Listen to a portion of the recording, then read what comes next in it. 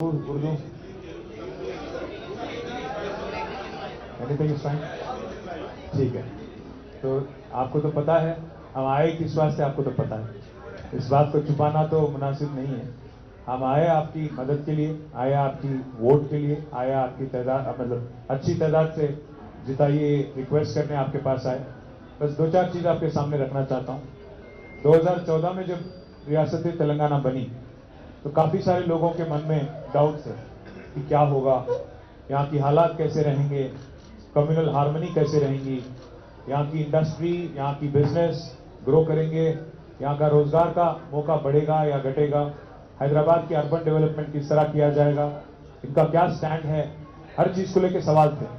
पर आज मैं खुशी के साथ, फख्र के साथ ये कह सकता हूँ कि 2014 में जितने भी डाउट्स थे, जितने भी नेसेयर्स थे, आज हर कोई मुतमईन है। हर किसी को यही लगता है कि हैदराबाद और तेलंगाना आज पूरे हिंदुस्तान के लिए, पूरे मुल्क के लिए एक रोल मॉडल से स्टेट बन गया। मैं ये बात यूं ही नहीं कह रहा हूं, इसीलिए भी नहीं कह रहा हूं क्योंकि हमारी हुकूमत थी करीब करीब 10 साल। मैं आपको याद दिलाना चाहता हूं 2014 की जो हालत और आज की जो हालत है।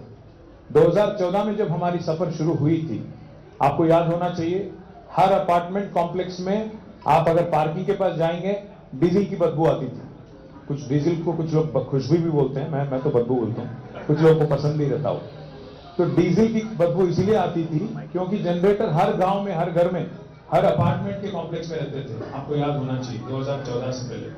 पर सिर्फ एक साल के अंदर जनरेटर गायब हो गया, इन्वर्टर गायब हो गया। केसीआर साहब की लीडरशिप में जो 65 साल में नहीं हो सका, एक साल में केसीआर साहब ने मैजिक कर दिखाया और पावर क्राइसिस को सॉल्व कर दिया। 24 घंटा बिजली आज ना सिर्फ हमारे हैदराबाद में बस ये हमारे भाई बहन को मिलता है, बल्कि हमारे किसान भाई जो हैं गांव में, उनको भी 24 घंटा मुफ्त में बिजली दिया जाता है। और एक ही एक ऐसी रियासत है जहां किसान को 24 घंटा बिजली दिया जाता है, वो है तेलंगाना। में आपसे आज कहना चाहता हूं। दूसरी बात, काफी लोगों के मन में ये भी शंका था, ये भी डाउट था कि क्या होगा हैदराबाद का। यहाँ के हमारे जो एक गंगा जमुनी तहजीब है, एक दूसरे के साथ भाईचारे के साथ, अमन के साथ, खुशहाली के साथ, भाइयों की तरह जो रहने का एक बहुत अच्छी जो तहजीब है, इसका क्या होगा। क्योंकि बहुत सारी चीज कहे गए थे तेलंगाना बनने से पहले। जो कमिटियां बनी दिल्ली में, श्री कृष्णा कमेटी, ये कमेटी, वो कमेटी, उसको कुछ लोग जाकर रिपोर्ट देते थे, भाई तेलंगाना बने तो फिर यहाँ पे दंगा फसाद होता, कम्युनल हार्मनी डिस्टर्ब होता, हिंदू मुस्लिम के नाम पे झगड़े होते और नक्सलाइट के नाम पे झगड़े होते, ये होता वो होता, बहुत कुछ बोले। अल्टीमेटली हुआ क्या? 10 साल अगर आप देखेंगे, मैं अगर हैदराबादी अल्फाज में बोलूं तो एक ही चीज में, अगर केसीआर साहब की हुकूमत को अगर समझना है, मैं बस एक ही चीज कहूंगा, हैदराबाद में अगर बोलूं, बस 10 साल सुकून की, एक चैन की, अमन की, भाईचारे की, खुशहाली की आपको हुकूमत आपको देखने की मिली। भाइयों की तरह एक दूसरे की रीत और रिवाज की इज्जत की गई। अगर एक हिंदू बच्ची को दशहरा के दौरान, बतुकम्मा के दौरान एक साड़ी गिफ्ट किया गया, तो एक मुसलमान बच्ची अगर है तो उनको रमजान के वक्त तोहफा दिया गया, गरीब है। और वैसे ही अगर कोई क्रिश्चियन है तो क्रिसमस के दौरान एक गिफ्ट दिया गया। तो गरीबों की खिदमत की गई। मजहब के नाम पे कभी सियासत नहीं करे केसीआर। केसीआर साहब खुद हिंदू है, अपने धर्म नहीं छुपाते हो। खुल के उन्होंने 2-2 हजार पंडितों को बुला के यज्ञ करते, वो कुछ नहीं छुपाते। और एक जबरदस्त और शानदार, शायद हिंदुस्तान की सबसे बेहतरीन एक मंदिर भी बनाए केसीआर साहब यादगिरी गुट्टा में, कभी छुपाए नहीं। पर वही केसीआर जो अपने धर्म को निभाते हैं, दूसरों को भी अपने मजहब को लेके जो उनकी धर्म है, उनकी बिलीफ है, उसकी भी इज्जत रखते हैं, उनकी भी कदर करते हैं, उनकी रीत और रिवाज की भी इज्जत देते हैं। केसीआर वही होता है सेक्युलर लीडर जो हर किसी को साथ ले चलता है, हर किसी का इज्जत देता है और हर किसी को अपने अपने बिलीफ सिस्टम में प्रैक्टिस करने का फ्रीडम भी एक चीफ मिनिस्टर होने के नाते उसको इंश्योर करता है। वही होता है सही लीडर। आपको एक मिसाल देता हूं मैं। पुराना सेक्रेटेरिएट एक था हमारा, उसको गिरा के नया सेक्रेटेरिएट बनाने की बात आई। हमारे आरएनबी मिनिस्टर साहब थे, प्रशांत रेड्डी साहब, उनके लीडरशिप में बनी हो। तो जब बात आई एक नई सेक्रेटेरिएट बनाने की, केसीआर साहब को कोई पूछा नहीं। पुराने सेक्रेटेरिएट में एक मंदिर था, एक मस्जिद था, साहब को कोई पूछे नहीं, कोई दरख्वास्त नहीं करे, कोई आके बोले नहीं, कोई शिकायत नहीं करे, कुछ कोई भी नहीं पूछे। अपने आप उन्होंने फैसला लिया कि मंदिर है, मस्जिद है, कहीं क्यों नहीं एक चर्च भी क्यों नहीं होना चाहिए, बल्कि आज नए सेक्रेटेरिएट में तीनों भी चीज है, मंदिर है, मस्जिद है, चर्च भी है। ये होता है एक सही सेक्युलर लीडर, ये होता है किसी का सेक्युलरिज्म का मिसाल। मैं इसलिए बात आपसे कहना चाह रहा हूं, आज 2 साल हो गए कांग्रेस की हुकूमत आके। आप सिर्फ यही सोचिए कि अगर कांग्रेस को वोट देने का कोई वजह है तो है क्या, आप जरा मुझे बता दें, क्योंकि मुझे तो 2 साल बाद भी नहीं आंसर मिल रहा कि क्या किया इन्होंने, किस वजह से इनको वोट देना चाहिए। हाँ, एक बात बार बार बोलते हैं कि उनको जहां कहीं भी तकलीफ होती है किसी लीडर को लेके, किसी एक पार्टी को लेके, जहां अगर कोई लीडर उभर के आता है और माइनॉरिटीज की दिल जीतता है खास, या अवाम की दिल जीतता है, तो उन पे कोई धब्बा लगा देते हैं, उनको बोलते हैं बीजेपी का बी टीम है भाई, इसलिए उनको वोट मत दो, हमारे को दो। उनको लगता है कांग्रेस पार्टी को कि वो ठेकेदार है, वो गुत्तेदार है, माइनॉरिटी वोट पे उनका गुत्ता है। मैं इसलिए ये बात कह रहा हूं क्योंकि ना सिर्फ तेलंगाना में बल्कि पूरे हिंदुस्तान में जहां कहीं एक ताकतवर लीडर उभर के आता है कि बदनाम लगाना शुरू कर देते हैं। बंगाल में बोलते हैं ममता दीदी को कि आप बीजेपी के बी टीम है, दिल्ली जाके उनको बोलते हैं वहां पे केजरीवाल को कि भाई आप बीजेपी के बी टीम है, और यहां आके बोलते हैं चेन्नई में स्टालिन साहब को बोलते हैं आप बीजेपी के बी टीम है, और तेलंगाना आए तो यहां बोलते हैं केसीआर बीजेपी के बी टीम है। मैं पूछना चाहता हूं आपसे, आपको सोचने के लिए मजबूर करना चाहता हूं, गुजारिश है आपसे, सोच के समझ के आप वोट दीजिए। कौन है बीजेपी के साथ मिला जुला आदमी, एक बार आप तेलंगाना में एक बार आप सोचिएगा। आप 1 मिनट के लिए गौर करिए, राहुल बाबा है ऊपर, राहुल गांधी साहब हमारे बेचारे चीखते हैं, चिल्लाते हैं, मोहब्बत की दुकान बोलते हैं, हर दिन पुकारते रहते हैं मोहब्बत की दुकान, मोहब्बत की दुकान, नफरत का बाजार, मोहब्बत की दुकान, ये बोलते रहते हैं हर दिन।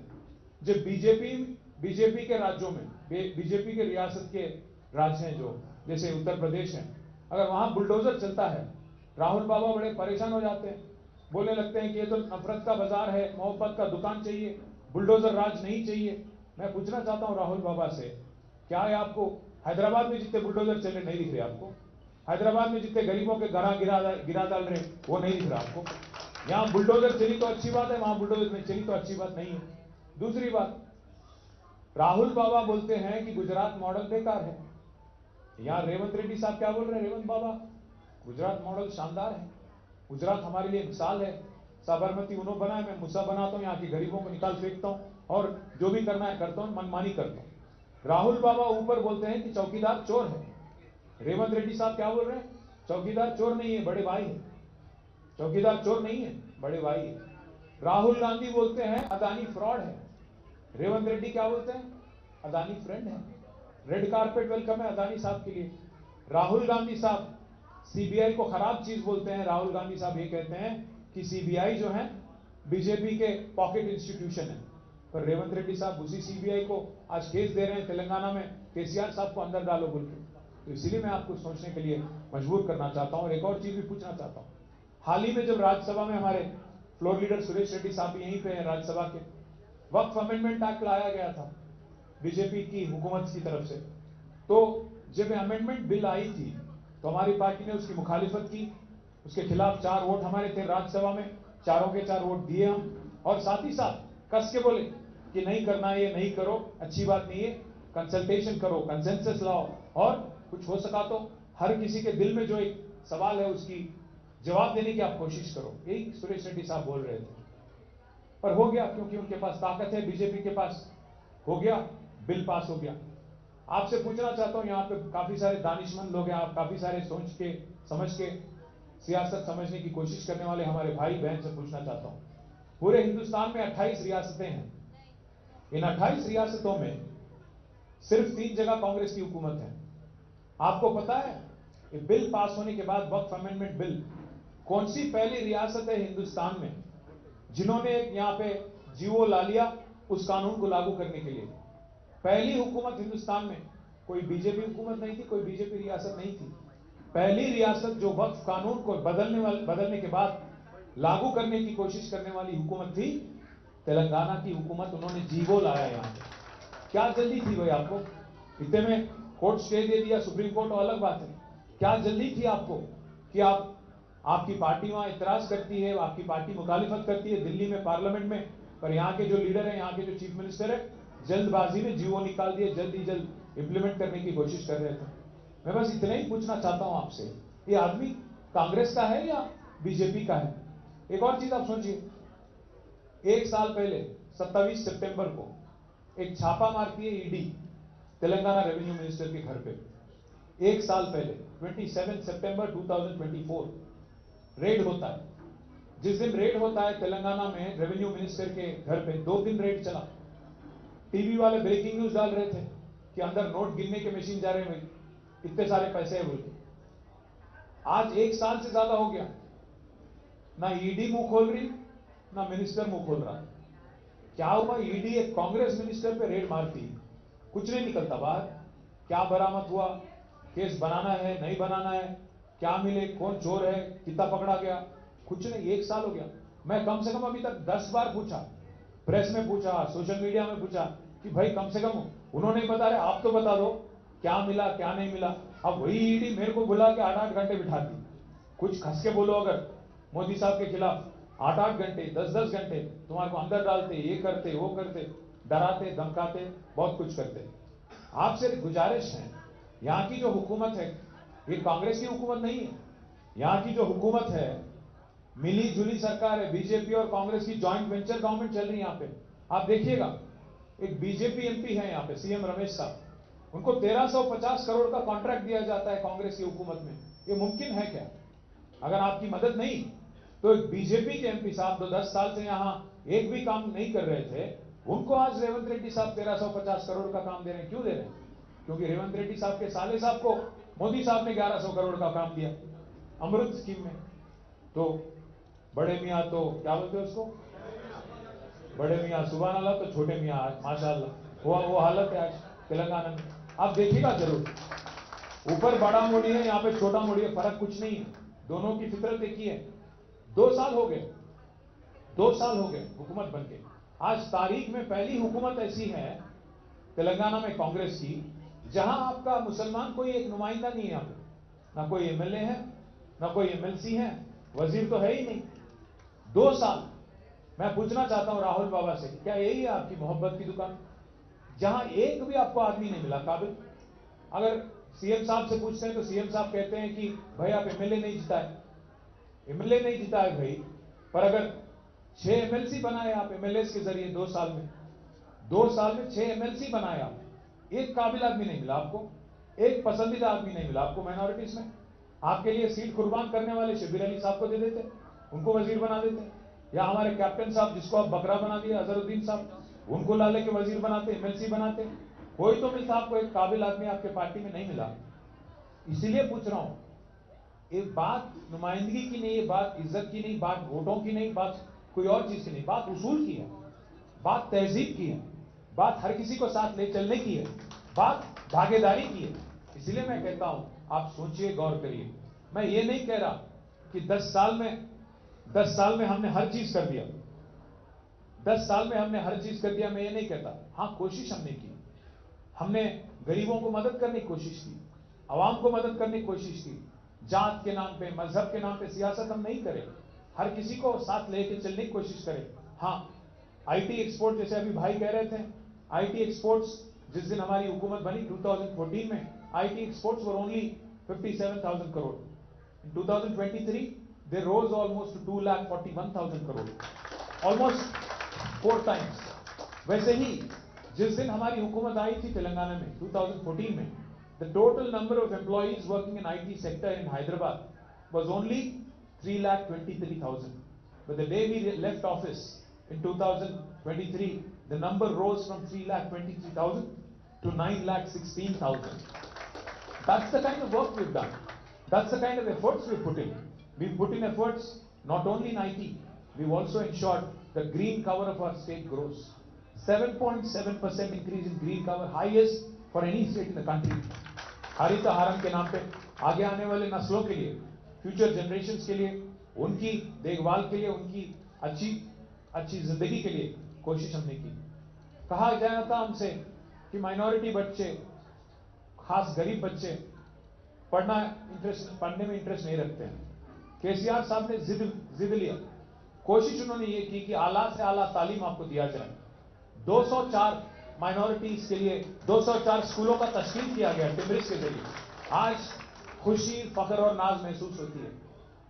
फख्र महसूस होती है इस बात की कि उनमें से आज कुछ बच्चे इंजीनियर बन रहे हैं, डॉक्टर बन रहे हैं, लॉयर बन रहे हैं, साइंटिस्ट बन रहे हैं। कुछ बच्चों को मौलाना अबुल कलाम आजाद के नाम पे ओवरसीज स्कॉलरशिप देके 20 लाख का बाहर भी भेजा गया, 3000 बच्चों को विलायत भिजाया गया।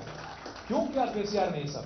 क्योंकि दुनिया से लड़ने की काबिलियत, दुनिया से लड़ने की ताकत और हिम्मत आपके आने वाली नस्लों में लाने के लिए कोशिश हमने की। ना सिर्फ माइनॉरिटीज के लिए बल्कि हर किसी के लिए, एससी, एसटी, बीसी, ईबीसी, हर किसी को साथ लेकर चलने के लिए 1000 रेसिडेंशियल स्कूल उन्होंने शुरू की। यहाँ के हैदराबाद के हमारे जितने गरीब भाई है बहन है, उनके लिए 1 लाख डबल बेडरूम घर बनाए गए। आप अगर कोल्लूर की तरफ जाएंगे, एक ही जगह आपको दिखेंगे 17,000 घर। वो शायद हिंदुस्तान का सबसे बड़ा डिग्निटी हाउसिंग टाउनशिप है। साथ ही साथ मैं ये भी कहना चाहता हूं, हर सेक्टर में, हर शोबे हयात में, हर चीज में, हर ऑलराउंड डेवलपमेंट करने की कोशिश केसीआर ने की। हर कोशिश करने के बावजूद आप पूछ सकते हो क्यों हारे भाई आप लोग? भाई हैदराबाद में तो नहीं हारे। हैदराबाद में जीएचएमसी के अंदर हर कोई, आप हमारे भाई बहन, आप कांग्रेस पे यकीन नहीं करें, आप बीजेपी पे यकीन नहीं करें, हर सीट हैदराबाद में जितने सीटें हैं जीएचएमसी के अंदर ओआरआर के दायरे में, हर सीट आप जिताए हमारे। पर हुआ यह है, आज जो आपके सामने सवाल है, सीधी बात, कांग्रेस तो नहीं आ रही तेलंगाना में वापस, आपको भी मालूम, मेरे को भी मालूम, रेवंत रेड्डी को भी मालूम, कांग्रेस के जितने मिनिस्टर हैं उनको भी मालूम। उनकी तो पत्ता कट गई, उनको भी पता चल गया। अब सवाल यह है कि वापस किसको लाना है? कांग्रेस तो गया, क्योंकि आज शायद उनके घर वाले भी टिक वोट नहीं देंगे उनको, वो हालत है आज, क्योंकि हर किसी को नुकसान पहुंचा है, हर किसी को धोखा दिए। माइनॉरिटी डिक्लेरेशन बोल के माइनॉरिटी को धोखा, बीसी डिक्लेरेशन बोल के बीसी धोखा, एससी डिक्लेरेशन बोल के एससीज को, एसटी एसटीज को, हर किसी को, महिला डिक्लेरेशन बोल के लेडीज को, हर किसी को धोखा दिए। क्या बोले? हथेली में जन्नत दिखा दी। क्या बोले? केसीआर साहब 1 लाख रुपया दे रहे शादी मुबारक में, हम 1 लाख के ऊपर से 1 तोला सोना देंगे। अब सोना तो छोड़ो, नींद हराम कर दी हर किसी का, हमारा नहीं, हम तो चैन से सो रहे, गरीबों का नींद हराम कर दिया। आज किसी को सोने नहीं दे रहे, कब बुलडोजर आता, कब मेरा घर मार देता, हाइड्रा के नाम पे जो एक बवाल मचा दिए। क्या हुआ उससे? पूरा रियल एस्टेट तमाम।